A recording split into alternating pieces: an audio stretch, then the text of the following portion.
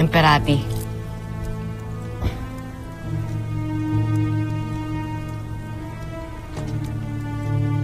Simula ngayon ay huwag mo na akong yakapin.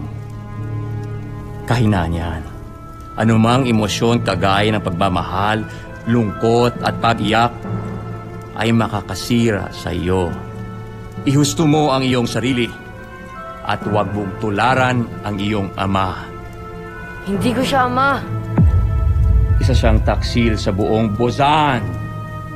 Marami siyang kasinungalingang ginawa sa mga maharlika.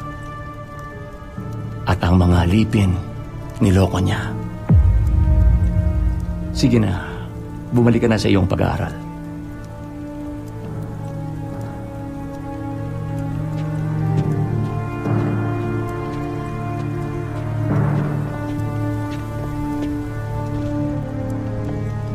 Mabuti at nabibilog mo na ang ulo ni Sardos laban sa kanyang ama.